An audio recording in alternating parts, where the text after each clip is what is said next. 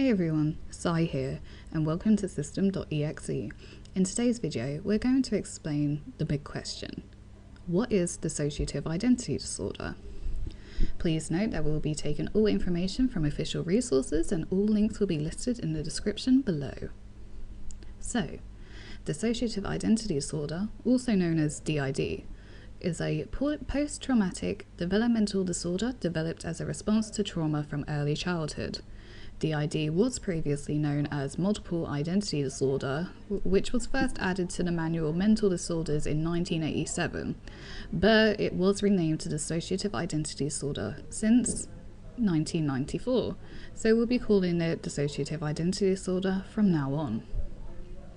As the 5th edition of the Diagnostic and Statistical Manual of Mental Disorders stated, DID is an identity disruption indicated by the presence of 2 or more distinct personality states, also known as alters. This disorder is caused by an overwhelming experience, or traumatic events and/or abuse that occurred within childhood. This commonly is up to the ages of 6, but it can be up to the ages of 7 to 9. The trauma during those vital cognitive years could prevent a child from forming their own sense of self, or one core personality, so to say. In every child, you'll find different behavioural states starting from birth. So, for example, when a child is, calm, relaxed, but then just starts crying non-stop, no matter what you give them, what you do to try and get them to calm down, they just won't stop crying. Or when they get a bit older, they can just suddenly become really moody and aggressive during playtime.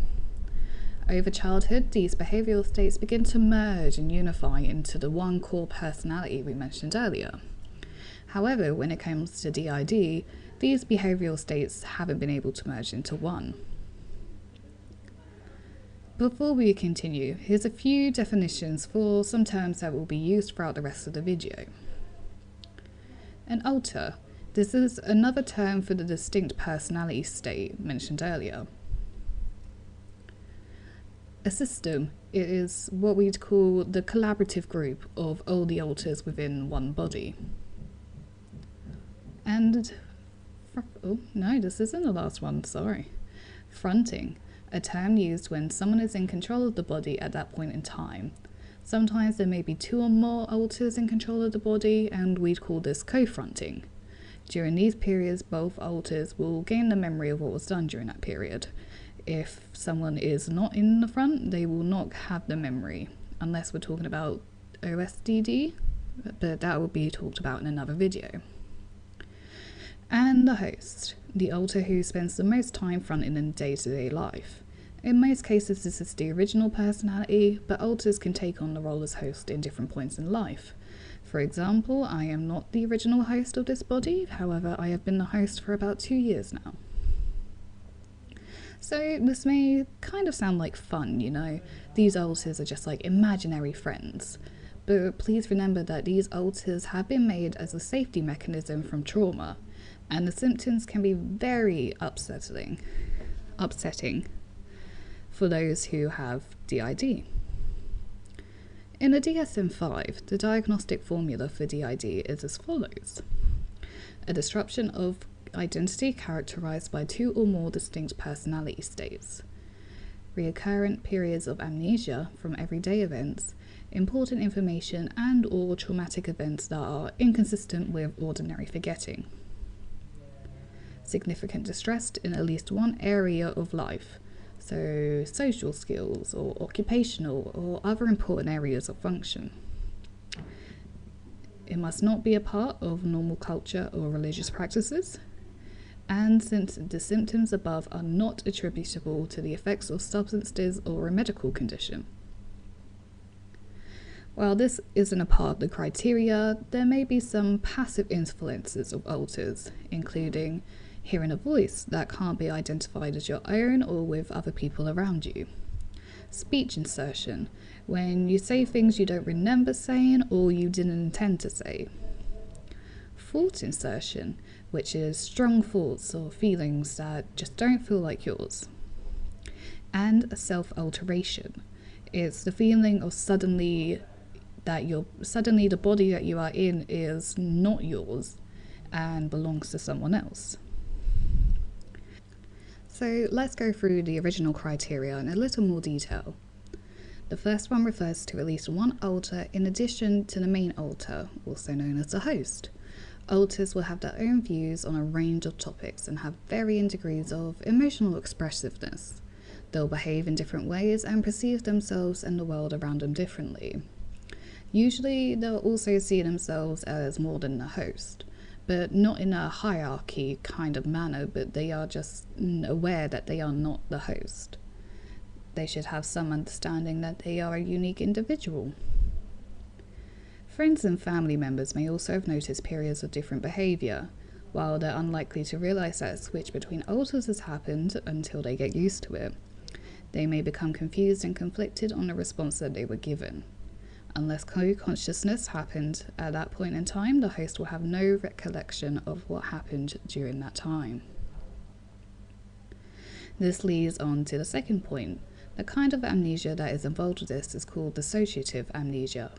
We'll talk about dissociation in another video, but this is usually associated with not being able to remember parts of day-to-day basis or a day-to-day life, where another alter might have been fronting instead. Some examples of this is if you come to consciousness in a place that you don't recognise and people are calling you by a name that's not your own. Or if you've been out shopping and you've brought items you don't even recall picking up. There will also be times where the host could just forget huge chunks of their lives, such as not remembering much of their childhood. This would be a part of the safety mechanism that is DID. The alters would have the memories of the trauma rather than the original personality. However, in this criteria for diagnosing DID, they're mainly looking at the loss of memory from day-to-day life. The third criterion reinforces the fact that DID is a disorder, and a stressful one at that. If something doesn't cause distress or impairment, then it's not technically a disorder in the DSM's eyes. You may find yourself struggling to maintain friendships or being able to handle busy places. Dissociative amnesia may also impair other areas of function, such as being able to remember tasks at work, meeting deadlines, or just important notes from a meeting. These levels of impairment can be improved when building up system communication, but for a lot of newly diagnosed systems, they may find it much harder to maintain relationships and a job. In regards to culture or religious practices in the fourth criterion, examples include a spiritual leader that may act as a medium to their retrospective spirits or gods during cultural ceremonies. An example of cultural practices are imaginary friends or involvement in imaginary play. The last criterion makes sure to exclude symptoms that are due to organic situations or other diagnosed disorders. For example, hallucinating due to drugs or having amnesia due to being blackout drunk. They will not count towards having DID. Depersonalization and conscious symptoms would also not count either if the person suffers with seizures, for example. As you can see, this is definitely a real disorder, despite people's beliefs against it. DID is also recognised in the ICD, which is the International Classification of Diseases. It's basically the European version of the DSM. This is why we have created this channel, to bring awareness to this disorder and prove that it is definitely real. So, what does it feel like to have DID? Honestly, I'm going to steal the explanation that I heard from Jess, who is the host of the Multiplicity and Me system. They have made huge strides in raising awareness for DID, and they seem like lovely people. So we'll make sure to include their channel in the description below. So, imagine you're in a car, and you can be in a few different positions, right? You could be in the driver's seat, controlling the car and navigating where to go. That's how we describe fronting. Or you could be in the front passenger seat where you have an idea of what's going on and where you're going, but you're not in control of the car. Alternatively, you could be in the back passenger seat. You have less idea of what's going on, but you have some understanding through picking up on conversations and peeking out the windscreen. And finally, you could be in a boot where you have no clue what is happening and you would have no memory of the journey or the conversations that happened during it. Do the contents of this video relate to you? There are many explanations for what we may feel like, and getting a diagnosis can take a while, but here are some things that you can do to take the first step towards a diagnosis. To start, talk to your therapist about the symptoms you've been experiencing, or go to your local doctor. The best thing to do is to never sugarcoat your symptoms. If it's just all too much to think of at once, just try starting a list and look at it every day, across a few days and a week, and just gradually add on to the symptoms for you to take to your appointment. A common part of the process for diagnosing DID is to take screening tools. These are a series of questions to identify if someone has a high chance of having the disorder or a lower chance.